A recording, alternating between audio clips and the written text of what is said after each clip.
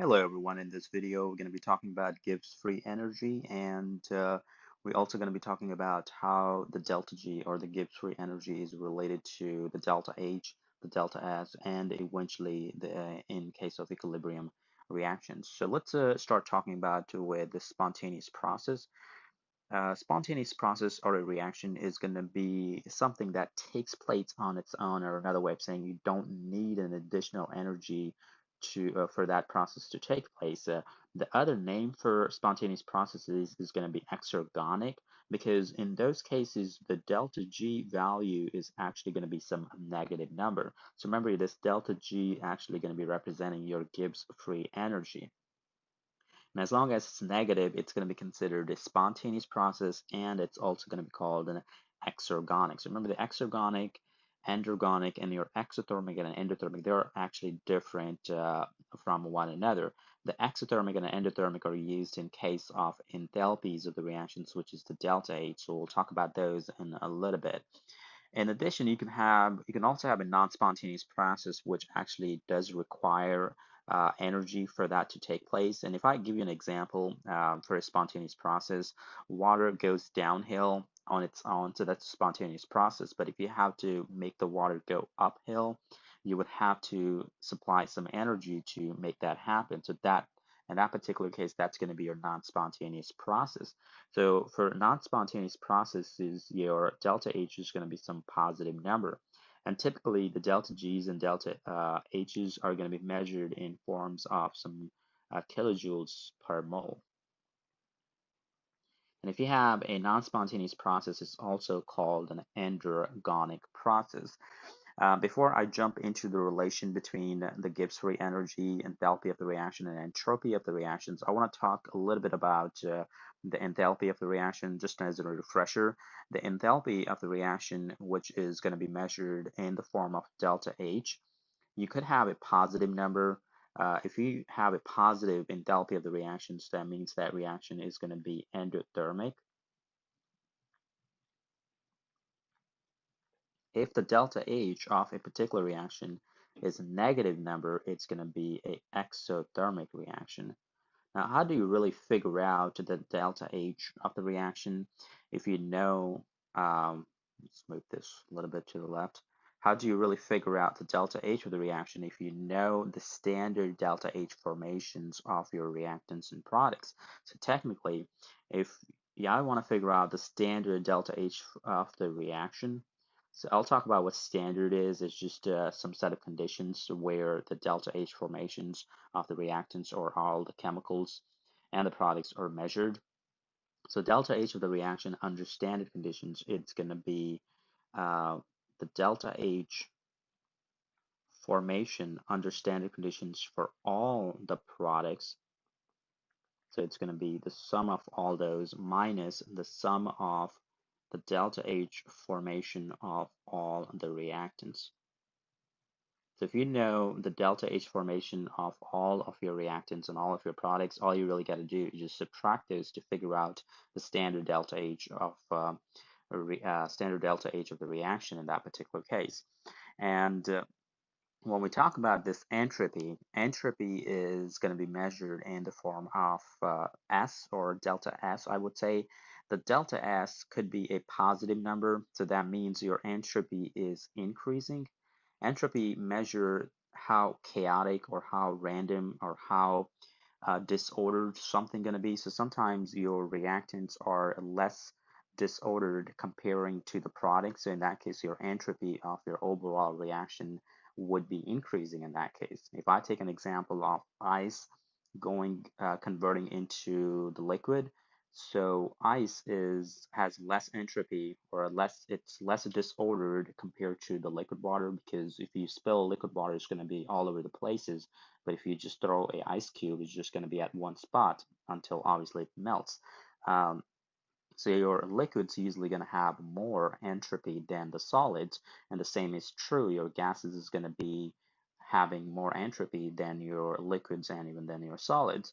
So when your products has more entropy or more disorder, your typically the overall entropy change of the reaction is going to be a positive number. So if the entropy of your products decreases comparing to the reactants, then it's going to be a negative number. So I would say your entropy is decreasing in that case.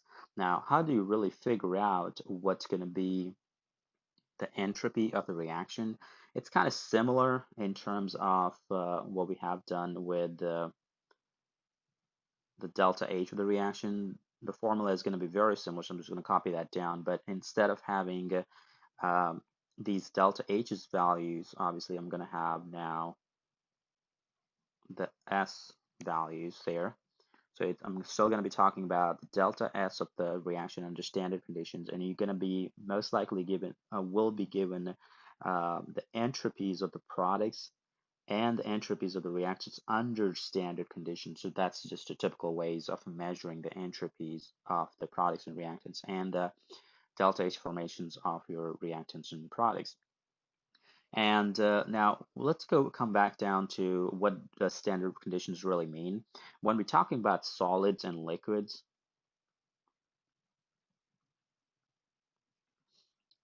pressure is going to be 1 atmosphere. Pressure is not a big a factor when you're talking about solids and liquids, but the temperature is one big factor. The temperature is going to be 25 degrees Celsius, which is technically 298 Kelvin. So that's going to be your standard conditions temperature. But if you're talking about gases, suppose in gases, your standard conditions pressure still stays 1 atmosphere, but your temperature for the cases of gases is actually going to be 273 Kelvin. This is something you may have seen in when you talk about ideal gas laws and all that, where you talk about standard temperature and pressure. So in that case, your temperature is 273. That's for the gases. But when you talk about solids and liquids, a lot of these values, the delta H formations and the entropy values for all those chemicals would be measured at a temperature of 25 degrees Celsius. So anytime you don't have a temperature of 25 degrees Celsius, it's like saying you're going away from the standard conditions. So that would be a non-standard conditions. And how would you really figure out what's going to be the delta H or even the delta G in those conditions? We'll talk about those later. Okay, so how do I really relate this Gibbs free energy with the delta H and the delta S? Uh, the Gibbs free energy, which is delta G, is going to be equal to delta H minus T delta S. And remember, your T temperature is going to be in Kelvin always. If I want to write that in the standard conditions, that's fine as well. You can go ahead and, if I just go and copy this down and write it down here, so I could go ahead and write it down in the form of standard conditions where delta G standard is going to be equal to delta H standard minus T delta S standard. So a lot of times you may have to figure out the delta H of the reaction and the delta S of the reaction, and then you can use this particular equation to figure out the delta G. And the same can be said if you're not given the delta H's and delta S's, you may have to just rely on the delta G's to figure out the Gibbs free energy change for your overall reaction. And I'll talk about the formula on that a little bit. But how do you really figure out when your delta G is going to be a negative or a positive? So suppose if my delta H is a negative value, so we're going back to this first equation here. If your negative delta H is a negative value and your delta S is a positive value, having a positive delta S and a negative delta H, this delta G is always going to be a negative value. So that means it's going to be, the reaction is going to be spontaneous at all temperatures.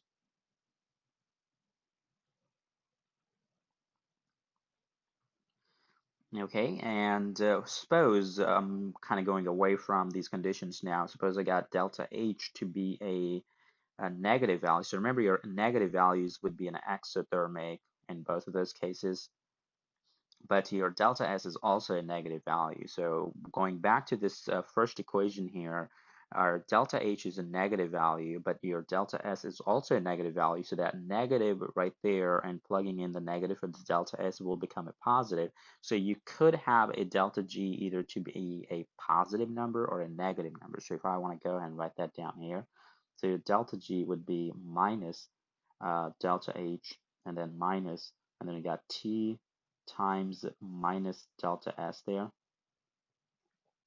So it's at the end of the day, it's going to be delta H plus T delta S. So you could have this delta G either a positive or negative depending on which one is going to be bigger. If your delta H comes out to be bigger, then bigger in magnitude, when I say it's going to, then your delta G is going to be negative. But if your delta H comes out to be smaller in magnitude than the T delta S, then it's going to be a positive number for the delta G. So you could have a spontaneous or a non-spontaneous reaction in that particular case. And to make sure your delta H term in magnitude is bigger than the T delta S, you want to make sure you have your temperature to be lower. All right, so it's going to be a negative, or another way of saying it's going to be a spontaneous reaction at low temperatures. Okay, and then I can go ahead and do, suppose I got a positive value for delta H, so that's going to be your endothermic process, and then I get a positive value for the delta S. So how's that going to change? I got delta G equal to some positive value for delta H, and then minus some positive value for the delta S as well. So again, you could very well have a positive value for the delta G, or you could have a negative value for delta G, depending on out of this delta H and T delta S, who is going to be bigger. So if your T delta S term is bigger, then your overall delta G is going to be negative. And the only time it's going to be bigger if your temperature is high enough to make this whole T delta S term bigger. So then in that case, I would say I could have both delta G to be positive or negative, but it would be a negative, or another way of saying it would be a spontaneous if you're doing this reaction at a higher temperature. So that's how you figure out under what temperature conditions your reaction could be in a spontaneous or non-spontaneous. The fourth condition would be unfavorable for both of those. So your delta H is positive, which means you're still dealing with endothermic, and your delta S is negative. So if you're, when I'm writing the delta G here, so it's going to be positive delta H minus, and now you got T delta S to be overall gonna be positive as well. So delta H, and there's a minus times minus is going to be a plus. So times T delta S there. So over, it doesn't matter what temperature you have, it's always going to be giving you a plus value for delta G. So this is going to be non-spontaneous at all temperatures.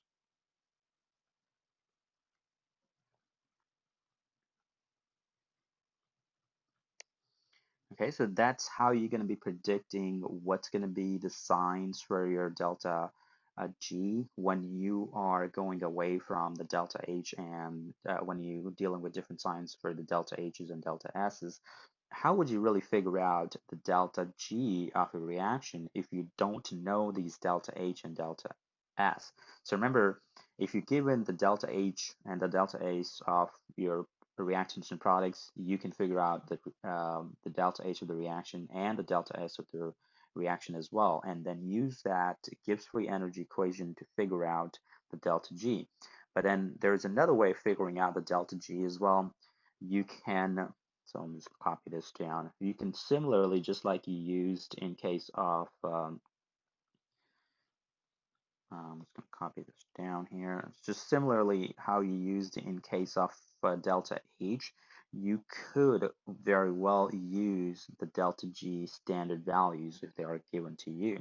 So the delta G standard of a reaction is going to be equal to the sum of formations of delta G of all the products minus the sum of formation of all the delta G's of your reactants. One thing you do want to keep in mind, the delta G standard and the delta H standard values for any element that exists in its natural form would be zero. For example, sodium solid, that's how it exists in natural form. So the delta G formation for the sodium solid, so delta G standard formation for suppose sodium would be zero. And I can talk about the same thing with the delta H formation for the sodium would be zero as well, because that's how they exist in nature. And I can talk about some other elements as well. I can talk about oxygen, O2 gas, that's how it exists in nature. So its delta G formation would be zero, and also the delta H formation would be zero. However, their entropy is never going to be zero. So the only time your entropy is going to be zero if you are at absolute temperature, which is 0 Kelvin. But other than that, your entropies will have some values, even if it's a solid or a liquid or a gas. Let's look at this particular question here. So we're given this reaction here, and we're asked to figure out what's going to be the delta G of this particular reaction. And we are given the delta H formation for all these reactants and products, and we are given the the entropies, standard entropies for these reactants and products as well. So first of all, I want to figure out what's going to be the delta H of your reaction here. So I'll go ahead and write down my products first. So my product's going to be the delta H formation for my nitrogen, so N2. So remember there's 7 in front of the nitrogen, so I want to go ahead and multiply this by 7. So that's one of your reactants, products rather. Plus, I got 12 liquids there, liquid waters there. So it's going to be 12 times the delta H formation for the H2O. So those are your react products, and then I want to subtract those with the reactants there. So I'm going to go ahead and write down 4 times the delta H formation for HNO3, and then plus I got 5 into H4, so 5 times the delta H formation of this hydrazine, so into H4 there. All right, so at the end of the day, now all I really got to do is just plug in numbers. And if you focus here, we're not really given the numbers for the N2 for the delta H, and that's because that's how the nitrogen gas exists in nature. So the delta H formation for the N2 would be 0. So I'm going to go ahead and write down 0 there. So then plus, I got 12 times the delta H formation for the water is negative 285. So negative 285.8. So that's all the products you got, minus, now on your reactants, I got 4 times the HNO3 delta H formation would be minus 133.9. And then plus, I got 5 times the hydrazine delta H formation is 50.6. All right, let's try to do this math here. So I got 12 times negative 285.8, and then I got 4 times negative 133.9, and then plus 5 times 50.6. So at the end of the day, I'm going to have negative 3429.6 minus in that answer. So it's going to come out to be 3147. So negative 3147.4 kilojoules there. So that's going to be the delta H of the reaction. So that does come out to be exothermic. We've got to do the same thing for the delta S now. So what I'm going to be doing here, I will just copy this down because it's going to be very similar in terms of setting, but obviously different numbers. So I'll just copy this down, and I'll change that, say change the color there.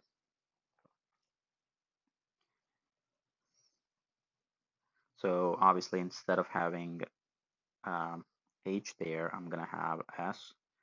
And these guys will change as well. So we're going to be looking at S entropy standard. So it's going to be the entropy standard for the nitrogen, the entropy standard for the water, the entropy standard for the H2O, and the entropy standard for the hydrazine. And for the N2, if I go back, is given 191.6. So it's going to be 7 times 191.6 plus I got 12 times the entropy of liquid water is 70, and minus, I got 4 times the entropy of your nitric acid, which is 266.9. And then I got plus 5 times the entropy of your hydrogen, which is going to be 121.2. All right, so we'll just do this math here. So this delta S of the reaction standard comes out to be 507.6. Now you got to be careful with the units there. Typically the S, the entropy is going to be given in joules per moles Kelvin, but your delta H usually given in kilojoules. So this would be just joules over joules per Kelvin. And I can go ahead and figure out the delta G standard now by doing delta G delta H standard minus T delta S standard. So your delta H standard was negative 3147.4 times 10 to the 3, because remember you got to change that to joules, minus your temperature since it's a standard condition, we'll take that 298 Kelvin. So it's going to be 298 Kelvin times your delta S is going to be 507.6 joules per Kelvin. And we'll just do the math here now. So this comes out to be 3298 negative 665 joules. And if I want to go ahead and convert that to kilojoules, because it's such a big number, it's going to be negative 3299 kilojoules. So that's going to be the delta G standard. If they ask you in non-standard conditions, and sometimes that does happen, um, I'll go ahead and write down the formulas. So you still go ahead and figure out what's going to be the delta G under standard conditions. And when you go away from the standard conditions into the non-standard conditions, you can figure out the delta G by this relation. So you say delta G now is going to be equal to delta G standard plus RT natural log of Q there. So T is going to be your new temperature that's going to be at the non-standard condition. So keep that in mind. R is going to be your gas constant, which is going to be 8.314 joules moles inverse Kelvin inverse. And T is going to be your new non-standard temperature. Obviously, make sure needs to be in Kelvin scale. And as far as your Q go, remember your Q is going to be your reaction quotient, which is going to be the concentration of your products divided by the concentration of your reactants. So sometimes you got to figure that out as well. Um, one more thing, what happens if your reaction is at equilibrium? It's a non-standard conditions maybe, but let's say it's at equilibrium. If your reaction is at equilibrium, then your delta G, that's going to be non-standard, it's going to be actually 0. So if that's 0, I'm going to go ahead and plug that equation values in there. So it's going to be 0 equals delta G standard plus RT natural log of KEQ. Since it's in equilibrium, so I don't really have to write down Q now. So that Q at equilibrium is equal to the equilibrium constant KEQ. So if I rearrange this equation, it's going to be delta G standard going to be equal to negative RT natural log of KEQ. So sometimes you would be asked to figure out what's going to be your equilibrium constant if you know your delta G standard. Now this is the equation you want to use in that case. And if you want to figure out your non-standard delta G, first figure out what the delta G standard going to be, and then add this RT natural log of Q in that particular condition. Now, when we say non-standard condition, you could very well have different temperature conditions, and you could very well have different concentrations. So that's why you got to figure out what that Q going to be under non-standard conditions. So This is how you're going to be relating the delta G's with the delta H, delta S, and you got this equilibrium constant and the reaction quotient. All right, if you have any questions, feel free to leave any comments in the section below.